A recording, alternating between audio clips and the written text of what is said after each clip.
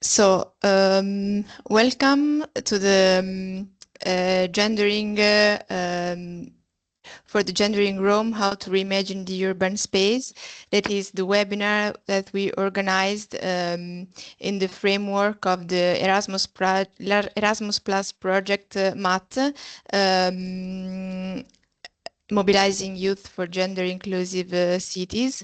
And I would like to thank you all for participating this webinar, because I think it's really important to have such a big audience to discuss a topic that it's part of our daily life, and I think that affects us all.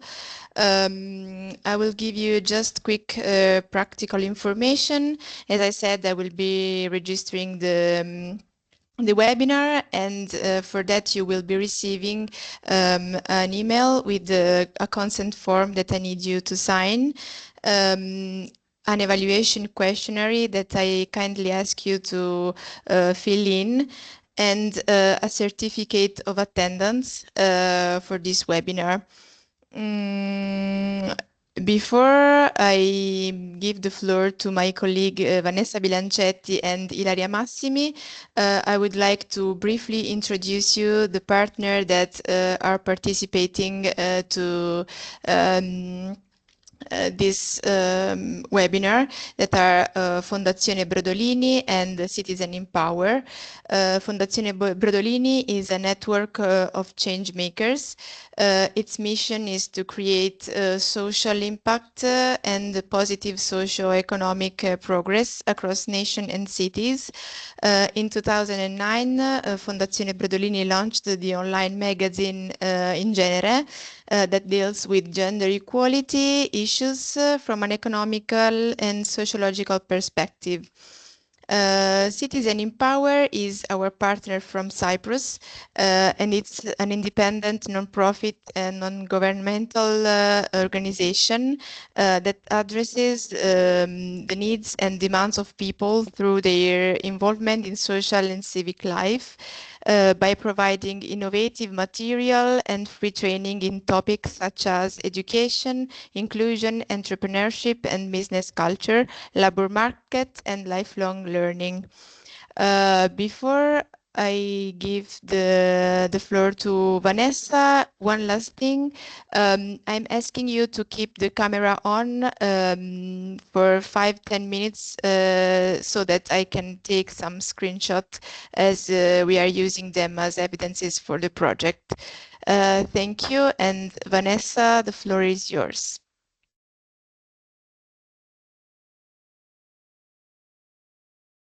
You have the microphone muted.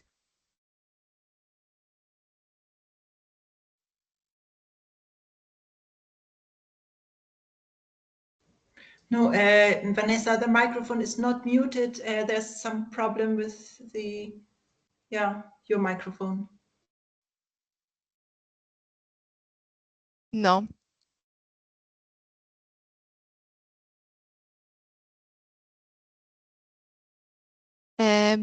No, we can't hear you.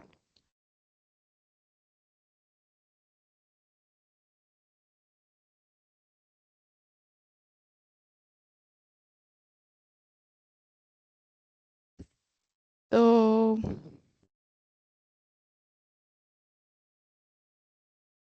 No. Maybe you can go out. I think you should get out of the call and then. Okay, so if while we wait for Vanessa, maybe if Ilaria wants to introduce the speakers of today's webinar, and then we do the brief introduction for the project. Okay? Okay, so good evening, everyone, and thank you for joining this webinar. I am Ilaria Massimi, and together with my colleague Roberta Paoletti, we represent Fondazione Brodolini as a partner in the MAC project. So today it's my pleasure to introduce the two researchers that are at the heart of today's webinar, Elisa Leoni and Alice Fischetti. Thank you, Elisa, and thank you, Alice, for being here today. Just a few words on the project. Together, they led Spatium Urbis. That is an interesting study on urban perception promoted by Roma Capitale and through the Equal Opportunities Commission in collaboration with Sapienza University of Rome. The project, that was supervised by Professor Nocenzi, engaged around 4,000 participants, and thanks to the invaluable support of the Equal Opportunities Commissions across various municipalities. So what makes this project so impactful and valuable is a comprehensive analysis of how citizens perceive and interact with their city, making a significant contribution to urban studies and inclusive policy making. In addition to their research, both Elisa and Alice actively took part in the youth policy labs organized in the context of our project, MAT, and contributed to different roundtable discussions. So their work shows their commitment to fostering open dialogue and driving forward innovative policies for more inclusive and sustainable urban development. So I now hand over to Elisa and Alice, who will share with us how this project began and the developments they are currently working on. So thank you, Elisa. Thank you, Alice. I give you the floor, or maybe we should wait for Nora to be back. Let's wait just 1 minute. Hello. Okay, Vanessa, it's here. Can you hear me? So if you don't mind, yes, let's do a brief introduction of the project and then we go with Elisa. Can you hear me now? Yes, now yes. Sorry. Sorry, Vanessa, Sorry. just call you Nora. Sorry, made a mistake. That's fine. Thank you, Vanessa. Yes, I heard. Yeah, I'll go very briefly on MAT, which, as we said, MAT is mobilizing youth for gender inclusive cities. And it's a project an Erasmus project funded by the European Union and started already last year. And so it means that we are ending the project now. And but I want to go just briefly what we have done during these 2 years. So MAT has the aims of contributing to the mobilization of youth to take action on making cities more gender inclusive. And so what have we done? We have started asking to the youth, what does it mean to what kind of city are we living today, and what are the kind of discrimination we are living in the cities where we are living. We have done that to the youth policy labs in 4 countries that are part of our project. So Italy, Cyprus, Serbia, and Romania. And it was interesting to see that in all 4 countries and different cities of these countries, we have similar problematics and challenges in our urban development. And first of all, this means that, for example, men and women are not living the urban space in the same way. And different groups have different discriminations in the urban space.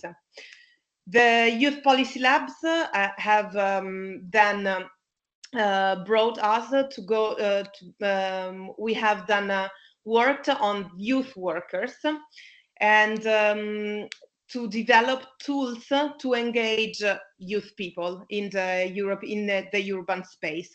In fact, this workshop as well is part of the tools that we have developed and we are trying to develop to engage youth on the urban level. And finally, we have developed a game, which is a non-formal education program, which is called Inclusiville. So all the analysis we have done through the youth policy labs and international workshop, we have put them in this game where you can play and go through different situations, like very simple situation, like walking into a park or going to the bathroom. And through this simple situation, we can see how different people live different situation in very different way. So this means that discriminations nowadays we encounter discrimination in our daily life, and also in simple situations which we are not always very conscious about. So Inclusiville is a game which try to raise awareness on this also little situation of our urban life. And today we present this research on Rome and the urban space and how it affects our life in the urban space. Next step, we will have our national conference on the 12th of December. We would like to see you all there. It will be in Uninettuno, at the Uninettuno place in Rome, but also it will be possible to play Inclusiville. So we will send you an email with all the next step of the project. And I leave now, I'm sorry for the microphone problem, and I leave now to our two guests the presentation of their very interesting and insightful research on the urban space of Rome.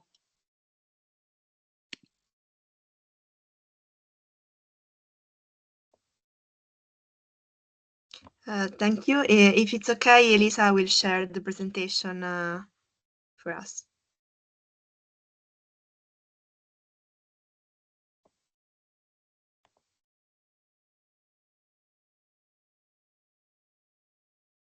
In the meantime, we would like to thank you, Fondazione Brodolini, for the invitation, and Math Project also.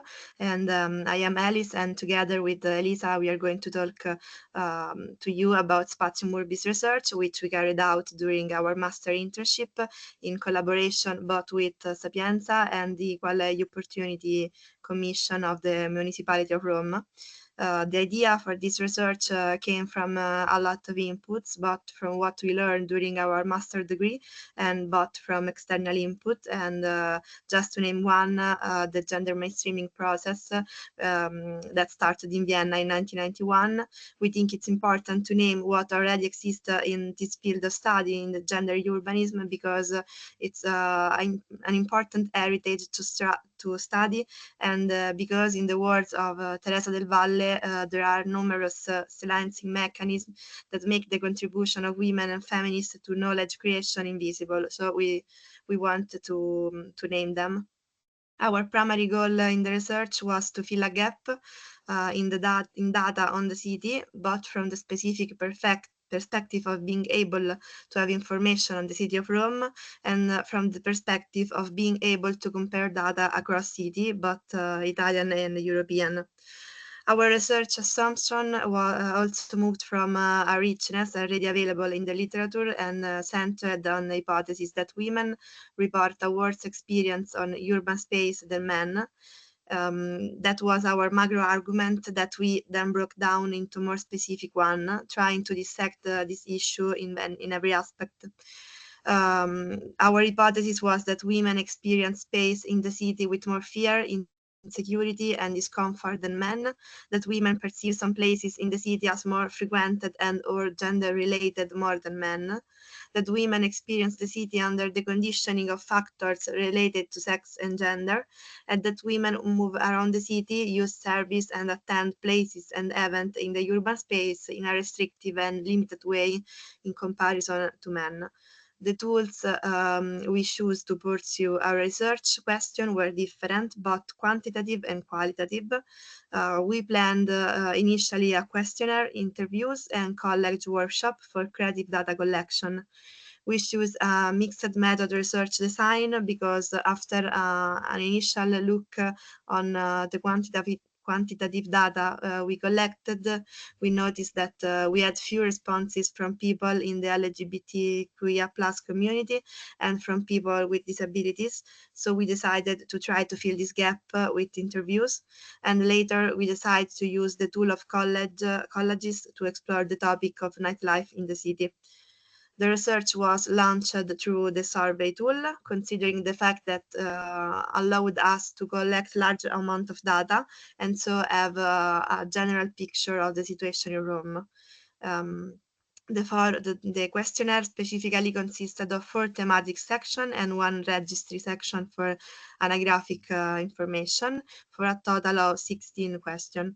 The data collection began on April 2023 and ended in June of the same year. And during these 2 months, we worked to disseminate the survey to as many people as possible to have results on a solid foundation. And we have included here a brief parenthesis on the alliance we encountered in this research journey to show that there is a ferment on the topic, and that different professional with different skill are working on space, the body, the city, and the home, but in public and private time. 4,304 people participated in the research by answering the survey, and of this group, we selected a group of 2,590 that was who answered the total number of questions. Of this total sample, the majority of people, 92.5 people, reported that they live in Rome, and 66.5% sample identified themselves as female. Regarding citizenship, the total majority say they have Italian citizenship. And regarding age, as we can see, the most represented group are those in the middle, while, for example, the under 18 and over 17 much less. Regarding disabilities, only 3% of the people who responded declared to have a disability, sensory, motor, or mental. Regarding family composition, we have a situation of even between people with children and people who don't. And 26.4 of the total sample performed K-work, and of these, only 16.9 have an help. Gender difference here affect a lot because in having no support is 10.6 of women and only half of men. Regarding the prevalent activity, 64.6% of the sample is working, very low percentage are studying, and 10.3% are working and studying. And passing to the first section of the questionnaire, who affronted the traveling in the city. Question 8 asked the respondent to indicate the three prevalent activities they do during a typical day in Rome. And the prevalent activities included working at 71%, performing necessary service for the home at 43.6%, and meeting with friends or relatives at 33.6%. These options are followed by attending cultural venues, playing sport or cultivating a hobby, and visiting the city or taking a walk. Below 10 percentage points, we have the option shopping, attending a nightclub or venue, taking care of a relative or loved one in need, and even less engaging in social or political activities. From these selected activities, we have a picture of a city as an operational space for work and service, but also widely relational. The entertainment activities are less present, probably as a result of both the condition of the space and the organization of people time. Looking at the data for this question through the gender factor reveals some noteworthy differences. These include how more women than men frequent cultural venues, and how, at the opposite, more men than women engage in sport or cultivate a hobby. We also have fewer women that take walks in the city. And finally, some data confirm disproportion between men and women in care work, because we have 8.5% of women who take care of a relative or loved one in need, compared to 4.6% of men. Question A12 asked the respondent to indicate by what type of vehicle they travel on a typical day in Rome, and the two most selected mode of response were almost on par: public transportation and private car. Around 10 percentage point, we have motorcycle, private two-wheel vehicle, and walking, while private bicycle or private scooter, shared transportation, and cab are significantly less used. Analyzing this variable with the lens of gender, we know that men are more free to choose the means of transportation, while women tend to opt for more traditional and safe choice like car or public transportation or cab. The question 14 asked the respondent directly whether the choice of mode of transportation was influenced by insecurity or fear, and the responses show that 2/3 of respondents have never been influenced by this feeling, compared to 1/3 of the respondents who, on the other hand, say they have been influenced by fear in their choice. Breaking down the data by gender, we see how important this variable is here, because we have in fact only 14.5% of men who are influenced by fear, as in the women the percentage rises to 14%. Regarding travel, respondents were also asked to rate the city public transportation system from 1 to 5, and we have only a very low portion of the sample who gives a score of 5 or a score of 4, while we have 35.9% of people who chose 2 and 39.5% who chose 1 as a rate. The most satisfied respondents are slightly more men, while slowly, as negative ratings are given, it increases until the female component becomes prevalent. Question 20 ties in with the previous question, asking whether the city infrastructure has ever caused difficulties in the use of urban space, such as forcing a change of route or causing a delay. In line with the assessment of infrastructure provided in the previous question, 83.6% of respondents say they have experienced difficulties, and only 12.3% says they have never had. So we have a clear-cut figure which maintain this characteristic even when analyzed by gender. While during the daytime, the majority experience feelings of safety, about 1/5 are slightly uncomfortable, and only 5.2 feel in danger. When the question is focused on the night, the situation changes sharply. In fact, we have 1/3 of respondents that say that they feel in danger, and another 1/3 that are slightly uncomfortable, while the percentage of respondents who could not answer due to excessive variability of situation remains almost unchanged between day and night. The percentage of those who experience feelings of safety drop. From a gender perspective, nighttime also changed data significantly, and while the percentage for perception of slight discomfort and inability to respond are similar between men and women, the rest of the response pattern report important difference. Negative feelings report high percentage among women that are distributed between a feeling of danger and slight discomfort. The section B were focused on just on security. Question B2 asked the respondent to indicate whether there are places they consider dangerous or unsafe during daylight hours. A large majority say they believe there are dangerous places, and only 24.2% of the sample did not consider them dangerous. From a gender perspective, it can be seen that this percentage is higher, especially among women, for whom it reaches 71.7%, and for people with other gender identities. On the other hand, the perception is lower among men, and men are also the sample that most believe that there are no unsafe or dangerous places in the city. However, the same question, when asked with reference to nighttime hours, shows an overall deterioration in the perception of urban spaces. And indeed, it is 91.4% of the sample who detect the presence of unsafe places in the city. Next, we went into detail on the indication of places perceived as to be dangerous during the day by asking those who answered yes to the previous question to indicate which places in the city were considered dangerous. And the sample who was allowed to respond without limitation of answer produced the following results.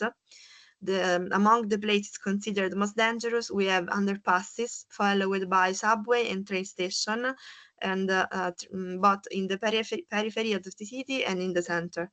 In contrast, the place indicated among the safest were bars and pub, squares and main street, probably considered most dangerous at night because they are associated with spaces frequented by more people.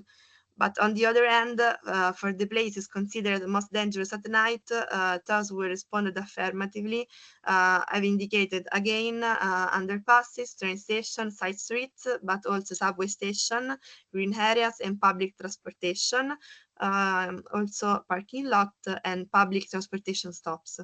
To be considered safer are again main street and square and bars.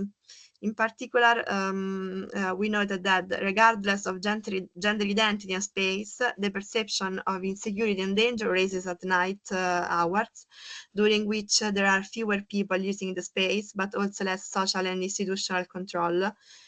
As the previous graph shows, women tend to declare themselves more insecure in experiencing urban spaces both at night and during the day, as do those who indicated another gender identity, who in fact represent the part of the sample most alarmed in using all urban spaces regardless of the time of use. Underpasses, parking lots, train stations, and green areas are the urban spaces feared by women and people of other identity, and with the night hours, also public transportation and bars, pub become less frequented. In order to understand this gender differentiation between safe or unsafe places, we thought it was useful to investigate the reason for unsafe space, given in question B to B for daytime and B for nighttime, which can give us an idea of the variables at place and their weight in determining perception of insecurity and discomfort. In question B to B, the main case of insecurity was indicated in dirt and neglect of places, followed by the presence of crime and poor lighting. This is followed by the presence of people under the influence of drug or alcohol, the absence of law enforcement, and the absence or poor attendance of other people.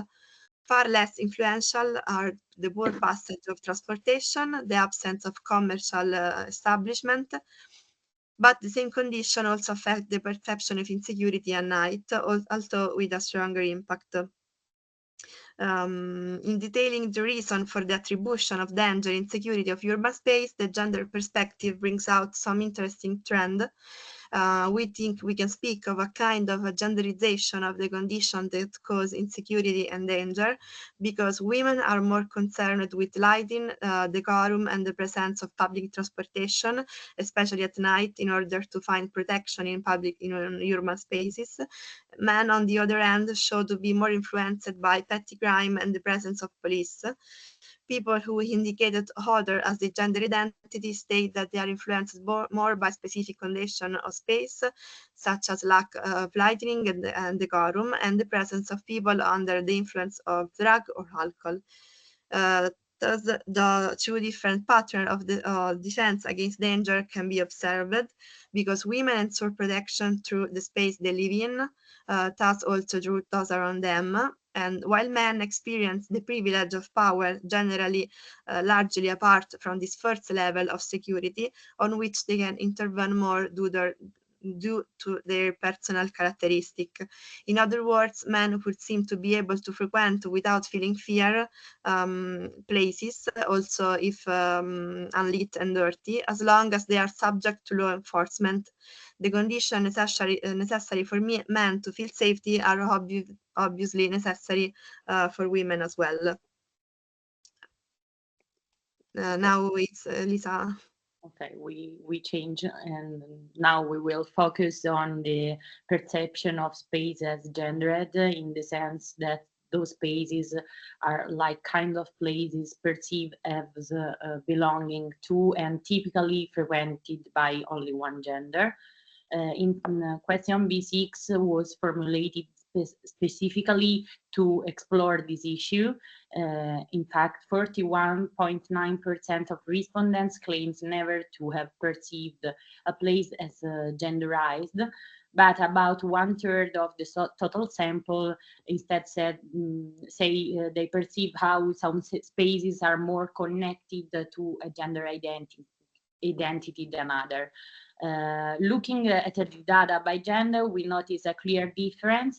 In fact, 37.6% of women answered the affirmative compared to 24.8% of male respondents.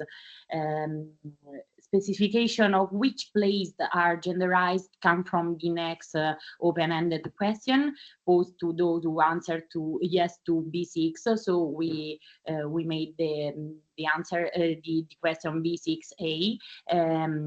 And the answers had some useful elements for a better understanding. In fact, the place turned out to be genderized predominantly in a masculine sense. So are subways, stations, parking lots, indicated among the most unsafe spaces in the previously analyzed responses, while bike paths or green park are less genderized. This underscores how the interconnection between places and masculine identities corresponds to a greater perception of insecurity. Back to the purely quantitative data, question B6C asked respondents who had answered yes to B6 whether or not perceiving a place as characterized by gender influences their decision to frequent it or pass by it.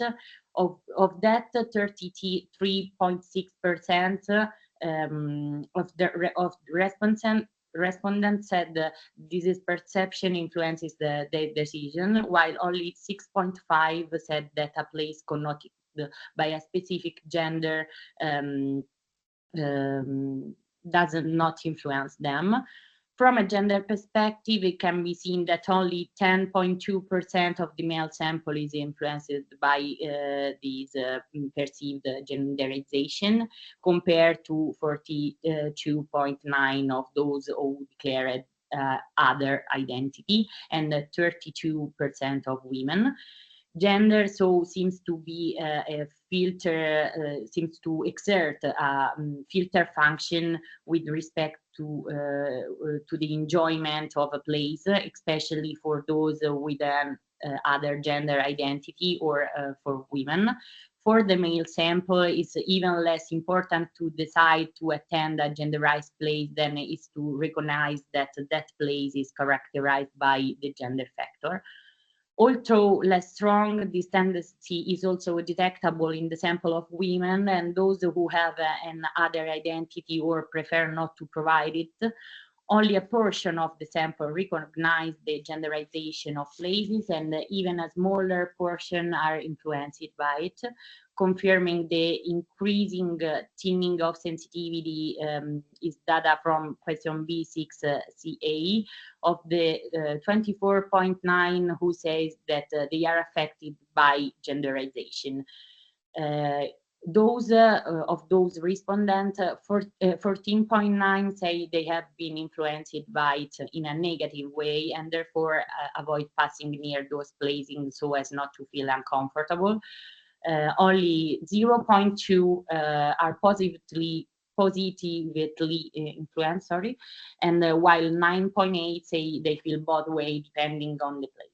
So it's location-based feeling. Since this is a filter question, those who answer negative to this question later answer only the negative influence of genderization you can see in B6 CAA, and the other only question other questions like B6 AB and B6 CAA. So that from question B6 CAA, which was answered by 24.8% of the total sample, it can be seen that those whose respondents that are negatively affected mainly feel anger and frustration, followed by feelings of helplessness and anxiety or worry. Those feelings are felt mainly by female respondents, for whom our feelings increase. Male respondents, on the other hand, had virtually no option on this question. Finally, the last question in this section, the B8, on the right side, is investigated whether respondents had ever given up something, like an event, an activity, a desired outing, like that, because of a feeling of fear due to elements of the city or past experiences in similar contexts. 61% say they have never been influenced by fear, but 39 indicate instead that they haven't given up an activity for this reason. And data from a gender perspective here show a clear difference between identities. 47.7 of women have given up an event compared to 21.4 of men. Episodes of renunciation are also manifested by those who have a different gender another gender identity, and those who have not declared, with 42.9 and 40 percentage for those two categories. Now we plan to submit you some questions from our survey related to this last topic. So we ask you to go to menti.com, that is this website, and type in the code you see written in the slide. Once you are in, you will have to answer the two questions below, and then we can see them all together. So we thank you in advance for your eventual contribution, and I give you some time, like 4 or 5 minutes, to answer it.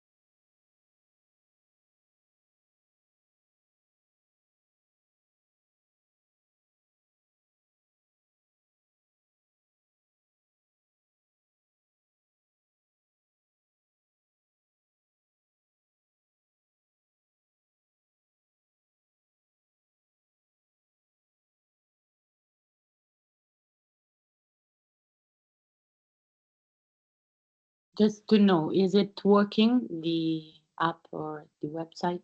Because I can hear you or Yes. see nothing. Okay, thank you. Thank you. So we wait some more minutes and then we share the other screen, the Alice screen to see your answers.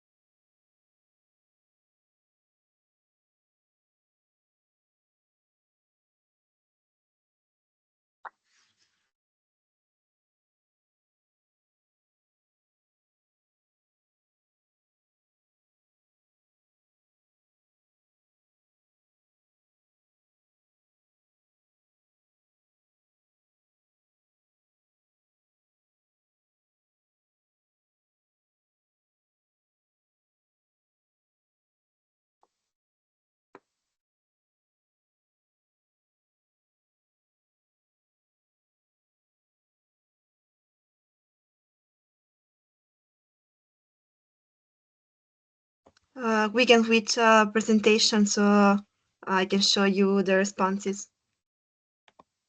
Okay, I stop mine.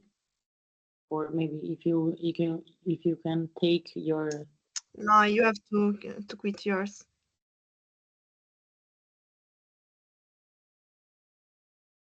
Okay, done.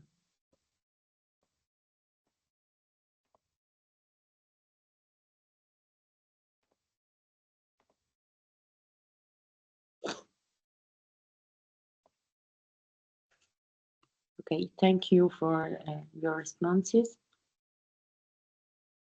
This is the first one, and you said. These are all the. Mi sento, sì. Okay. Starting from the first one, someone says. Mettine uno per volta. Yeah. Scusa. Scusa, grazie. Okay, now a person says that night buses are frequented by 90% men. Station and public transportation during evening or night hours are mostly frequented by men. Those show also the ethnicity intersectional characteristic, which mostly pertains also to a poor class. Some bars are frequented mainly by men, but also places where you go gambling are used mainly by men. But if you are going to a bookshop where you have an activity for kids, you will see mainly with women, I think. The stadium is mainly frequented by men. Likewise, some bars, gambling and betting halls. I tend not to walk some streets where there are huge groups of only men, very rowdy kids and foreign men. Who, unfortunately, we only had like 200 letters. Train and bus station become 90% men after 20, and school or culture related event as a public of mostly women. Sporting events like football stadiums are mainly frequented by men. Transport zones like train station at night are more frequently experienced by men. Also late night bus, metro rides, park at night, men. Actually all public space at night. It's a cultural place and the majority of gender is female. It's in the historical part of the city where it's known for being frequented by cultural minorities. Yes, I think that there are places belonging to one gender, like amusement, arcade, and most cafes in my neighborhood. Yes, I think there are places belonging to one gender, like the same one. Okay, we finish it. And so we can see just in few questions that we can, there is also a similar trend in those answers as in the survey, where a lot of places are belonging only to men, and like the cultural one seems to belongs to be part of a feminine, we can say, word. So we have this, I can say, double life in the same city, and the other data will confirm it, and so we can go on with our presentation if you are okay. Or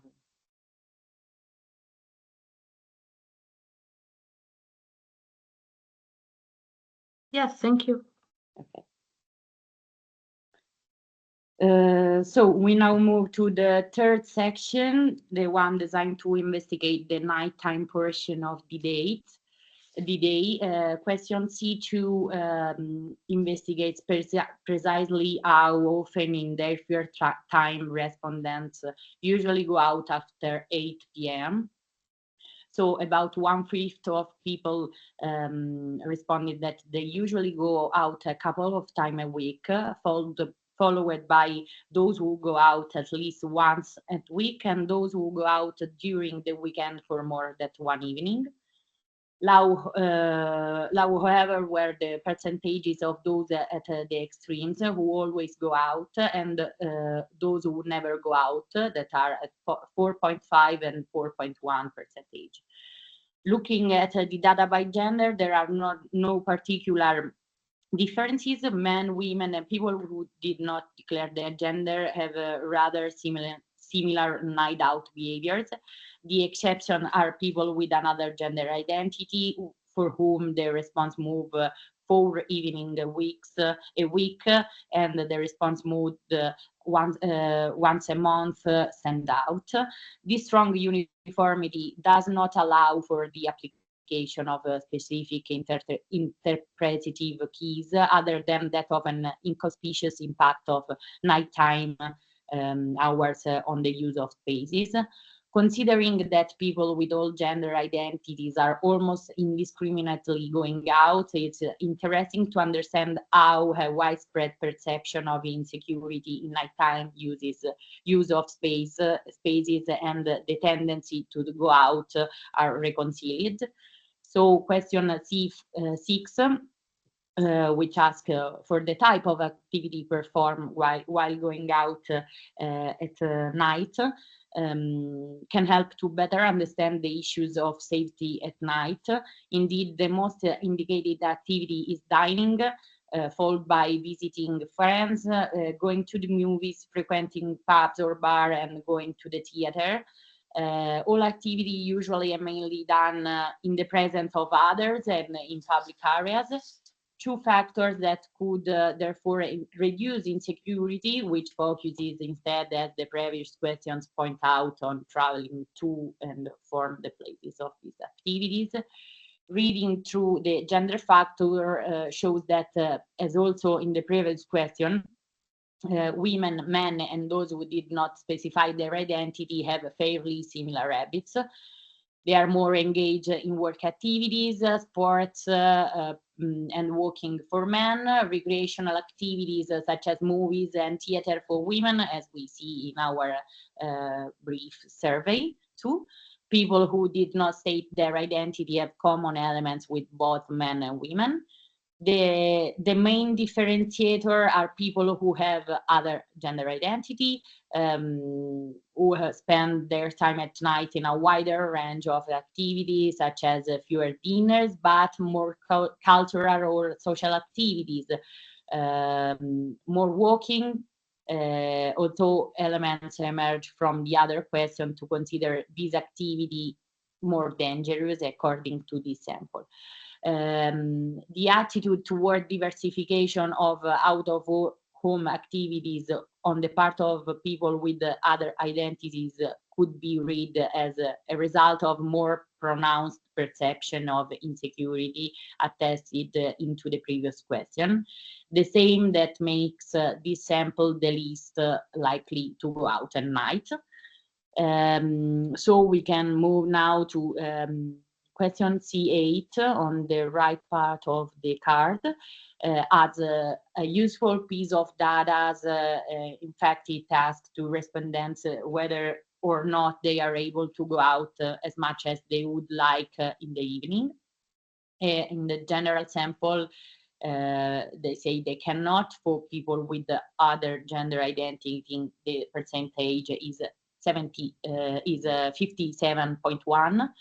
The last is the IS percentage, similar to women, 54.9, while further down are those who not prefer to specify their gender, 49.1.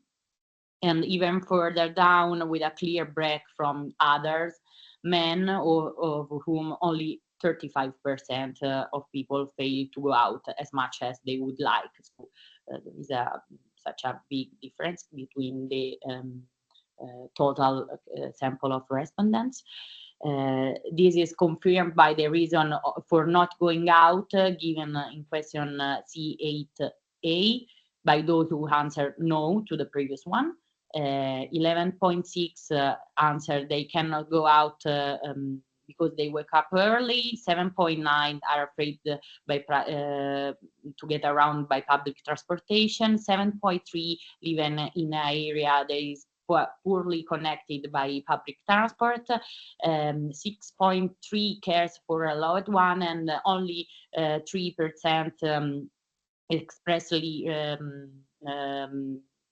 has an economic reason to give up.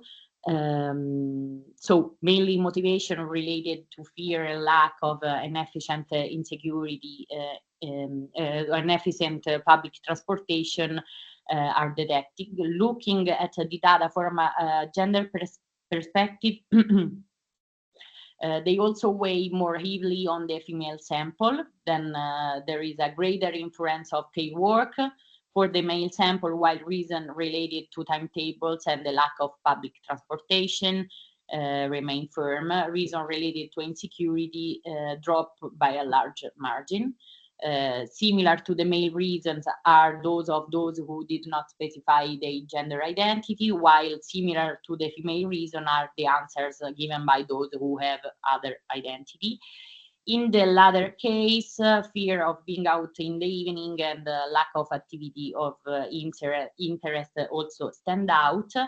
Equally significant is the territorial factor. In fact, municipalities 6, 10, 14, and 15 among the most suburban and worst served by public transportation, where the highest percentage of those who say they cannot get around due to poor correction in their area.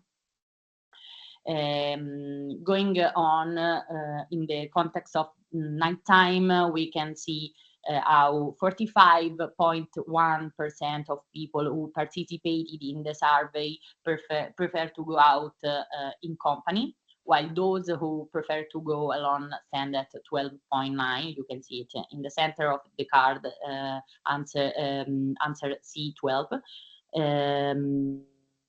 And those who not pay attention to this aspect stand at 33.1. The 45.1 percentage of those who are going out with someone in detail are mostly women and people with other identity that are 71.4 percentage. Is not coincidence that the percentages are higher in the samples that are reporting higher rates of insecurities in other past variables. For men, the top response mode is the attesting to indifference, 46.3%, followed by in company at 37.5, and on my own at 16.2.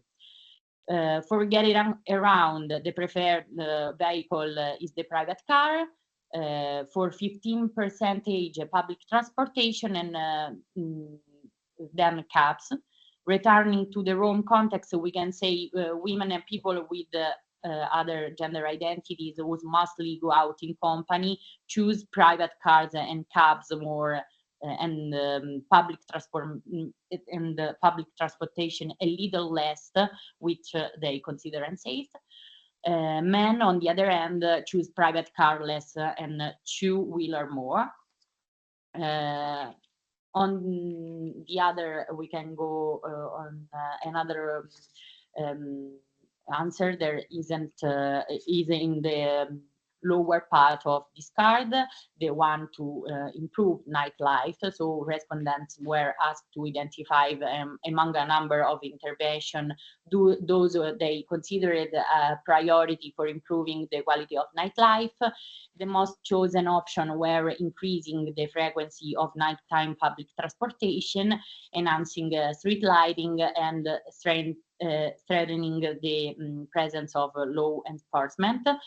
The implementation of public transport coverage and the promotion of reduced cab fares are also measures indicated as decisive in improving the quality of nightlife, alongside other less frequent true idle issues and measures such as encouraging the nighttime opening of museum and cultural activities that stands at 35.8%, and increased cleanliness, 35.3%.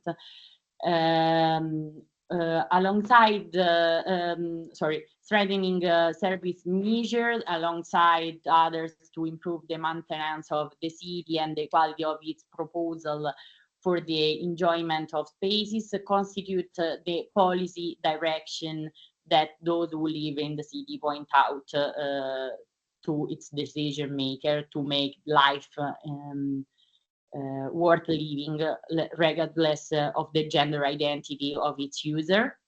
In relation to gender, we note how more men than women choose measures inherent in straightening or expanding nighttime public transportation service and calling for cleanliness, while more women than men call for enhanced lighting, encouraging nighttime opening of museum and cultural activities, and liberally and generally daytime services promoting lower cab fares too.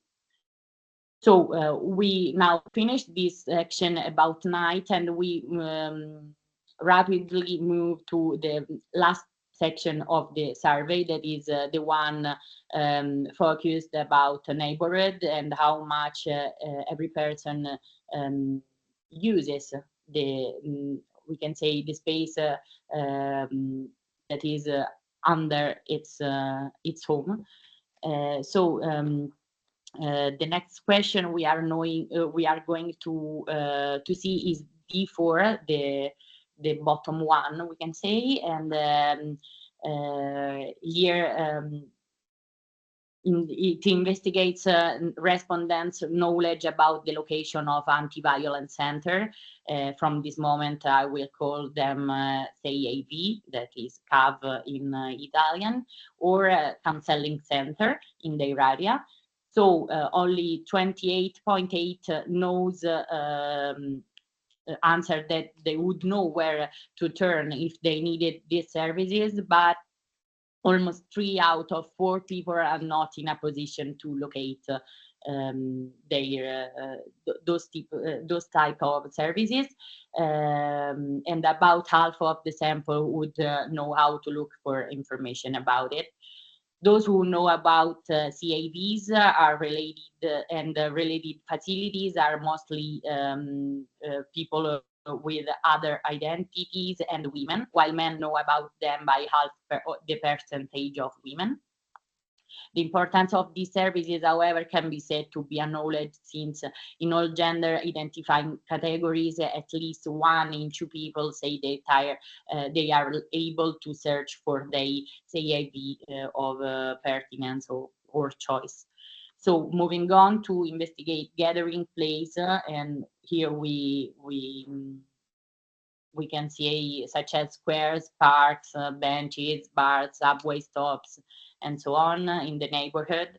Their use is quite high at 70.6% compared to 26.3% that who don't frequent them. A figure that is non less significant is that it showed that almost 1 in 4 people do not fully experience a common area in their neighborhood. So the next 2 questions tend to explore the critical aspect of these spaces and the reason for their low attendance. The D14A asks those who frequent in the gathering place in their neighborhood to indicate their critical points. And so dirt and degradation of the places prevailed most. Only a much smaller portion of the sample indicated missing or ruined infrastructure, and 10.2% groups say that use said 10.2% said that groups that use places in we can say bad way hinders their use for others. So those who not frequent these places, on the other hand, answer the D14B question, giving reason for their non-frequency. The most indicated were the same: dirty and decay, lack of maintenance, misuse by others of those who use the spaces, while noting their critical issues. In this case, however, as can be seen, especially from the clarification in the open definition of the other response mode, lack of time and detachment from the area of residence also come into play, which leads for some to frequent gathering places in other areas of the city. Last 2 questions of the section aim to investigate whether respondents think something is missing in their neighborhood, and if so, what. For the vast majority the sample there is something missing, while only 11.1% believe nothing is missing, and 9.2% do not answer. So those are our we can say results from the quantitative part. Now we move on the qualitative part of the data connection, which, as Alice anticipated earlier, was developed following the first reconnaissance of the quantitative data sample. So we decided to interview people to fill in, we can say, gaps we had on representation. Therefore, we interviewed you can see here by yourself Michela Cicculli, that is president of Rome Equal Opportunities Commission, Marilena Graziadonia, that is coordinator of LGBT plus rights office of the city, Valentina Perniciaro, who found and is spokesperson for Teta Bondi Foundation and is a caregiver too, Sulaya Saab, that is a migrant translator and a migrant rights activist, and then Zoe Rondini, that is a disseminator, writer and activist who has also a physical disability, and Mario Colamarino, the now president of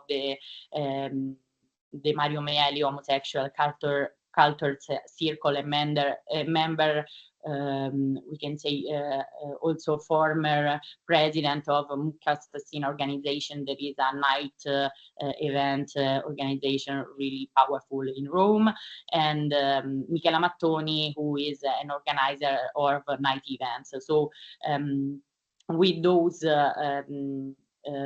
interviews, we investigated those three dimensions. We mostly made the same question, or we slightly changed them. And in all the interviews, many of the themes and experiences from the survey come back beyond the personal biographical characteristics. It's a work that we just want to mention today because it's still in progress, and in which we'll certainly explore further in the coming months. But we can say that being part of a minority, whatever it may be, is also often synonymous with the use and the crossing of city spaces limited by external factors. So those are, we can say, the things we take from those interviews nowadays. And to move to another method we do the college workshop. We are now organizing some more workshops. So this, we can say, this method is open to nowadays, and those creative methods are used mainly for their effectiveness in dealing with sensitive topics such as vulnerability, social inequality, and it's believed that those who participate in those creative methods accept with greater interest a type of research that asks them to do rather than to say something. So creative methods involve creation of an artifacts that is produced by creative creation, and are suited to investigate imaginaries of the possible, but also to explicate implicit or underlying thoughts that are unexpected to the researcher. Indeed, it's important to pay attention not only to the making phase, but also to the final return phase. Therefore, we choose to organize a collage workshop that has in its main theme the night in the city of Rome. That was also my thesis focus. And regarding materials, participants were given the option of bringing personal materials or using the items provided by us, such as disposable earphone, glues of various types, glitters, matches, colored sheets and cards, aluminum foils, felt sheets, and a lot of materials. I can make you like a long list, so I don't want to bother you. And the work, as I can see, is still a work in progress. So we are just giving you a few quotes that particularly struck us and make the difference in the city experience shine through. For example, we can see together in the left one, she chose the female wasp who is nursing two men, and she put down a woman too who also want to be fed. And in the back of the she wolf is full of the, we can say, the cows of the the city of Rome in particular. On the other side, we can see the top one. She brought a photo of her dog that is like a superhero for her when she goes around with him during the night.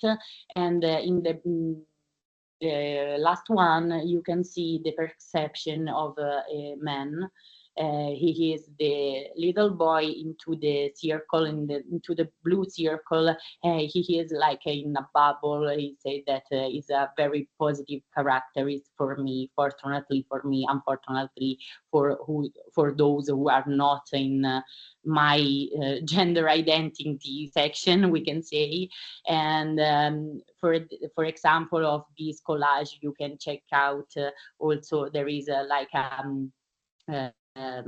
division in the center, and one side is the touristic bright side of Rome, and in the other side is the bad and dark side of the city, with some crimes, with the Termini zone that is like banned, and also a powerful we can say imagine is the one made by the matches under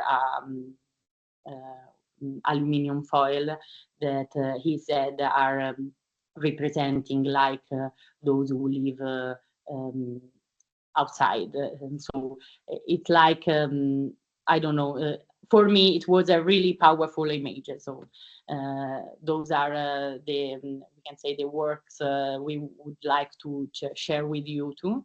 And to we can say get into the conclusion, we hope that the urban gender mainstreaming research and intervention will multiply, and that the field of this set of practices will be expanded beyond gender with an intersectional approach that shapes a universally accessible city.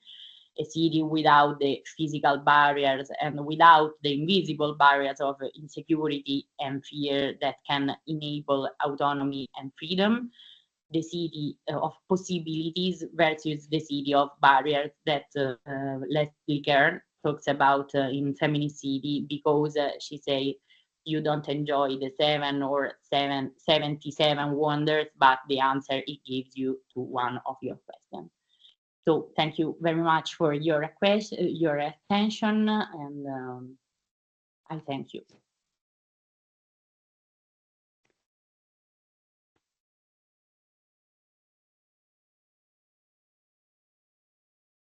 Thank you very much, Elisa, and thank you very much, Alice, for your valuable presentation. And I think that your insights have been very, very inspiring. And together we analyzed how life in city can be experienced differently depending on gender, and how these diverse perspectives that now are challenges can be transformed into opportunities if an intersectional approach is taken into account when developing a city. So let this be a starting point for continued dialogue and action as we strive to build communities where all individuals can live and move without barriers. So I want to thank also all the participants for joining us today, because we had, I think, the opportunity to learn together and to reflect on how to implement a one-size-doesn't-fit-all city and drive together a meaningful change. Thank you very much. I don't know if my colleagues want to add some comments. I want just to remind, to thank all the participants for choosing to participate to this event, and also Elisa and Alice for the research and the presentation that choose to share with us. I want to remind you, please, to complete the evaluation form that you will receive shortly by email. It's really important because it's part of the project activities together with the webinar. And that's it. I don't know if my other colleagues want to add something else. Nora? Thank you, first of all, for this inspiring presentation. Yes, I would like to ask you a question, Lisa. You told us that you collaborated with the municipality of Rome during this, during this research, and I wonder if the representatives of the municipality of the city of Rome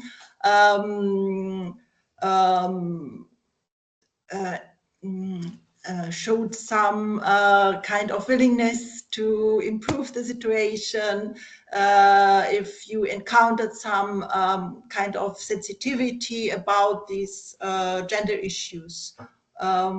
What about the reaction of the so we found a lot of open-minded person and really we can say comprehensive person open to these themes in the equal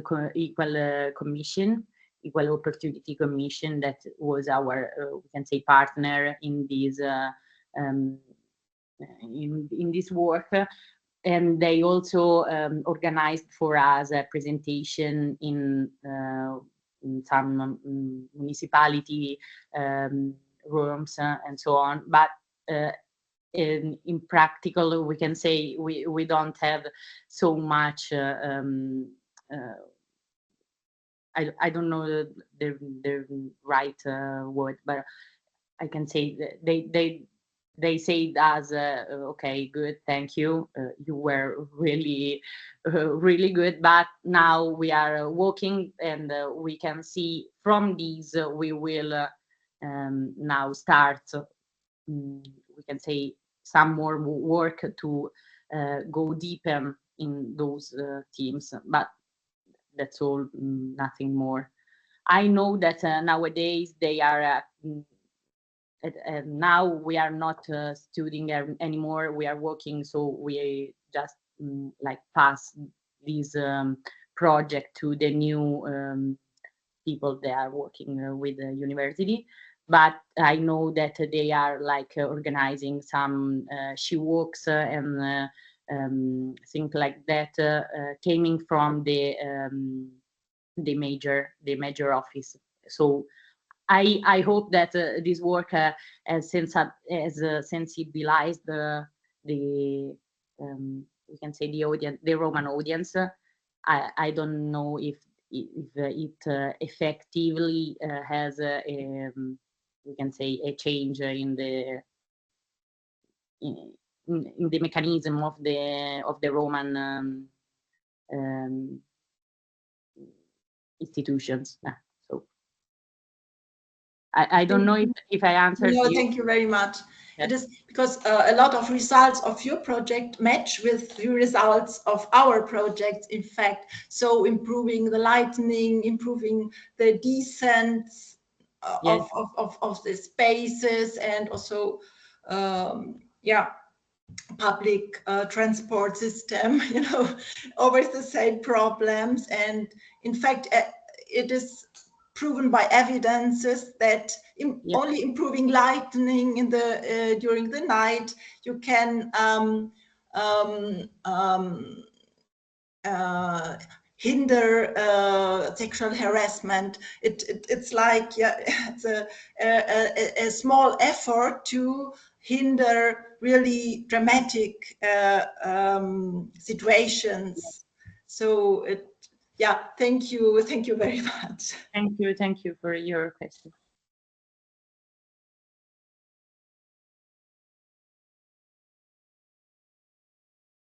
I don't know if there are more questions from the audience.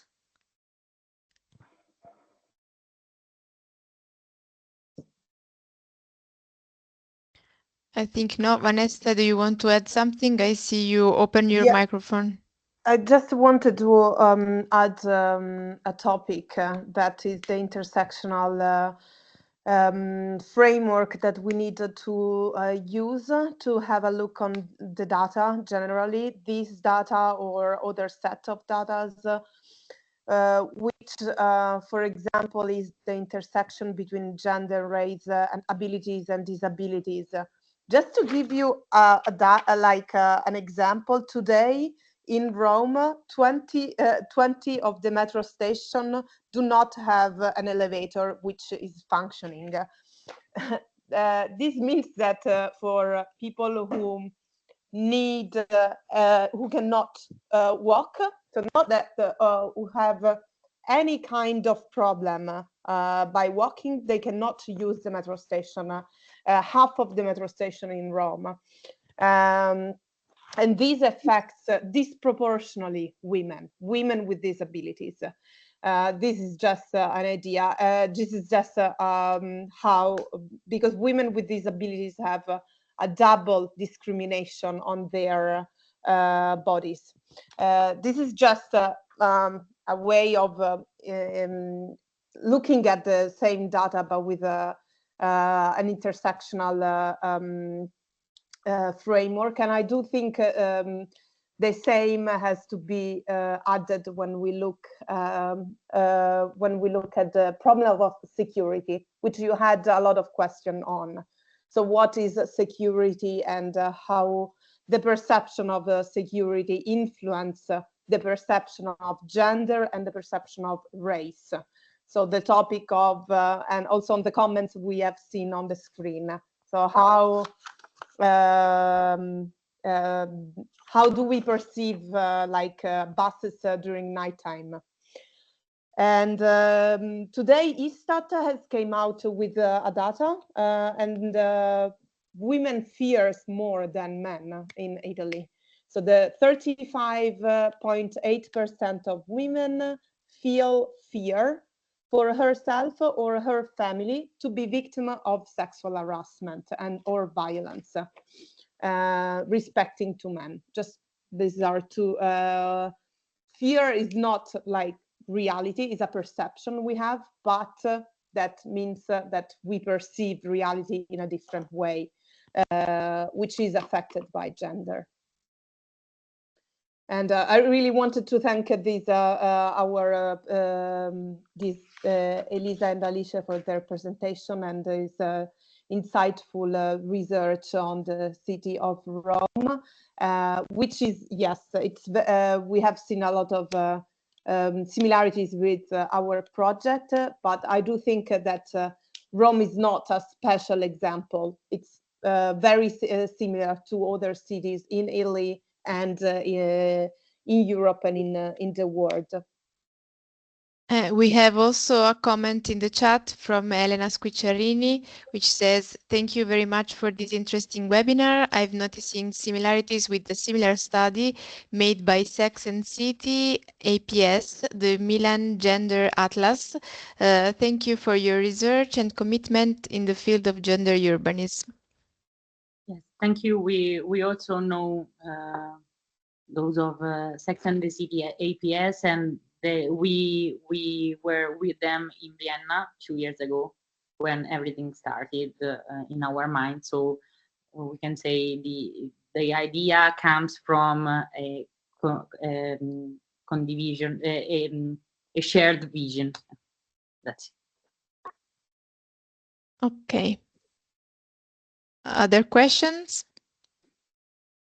Or even reflections?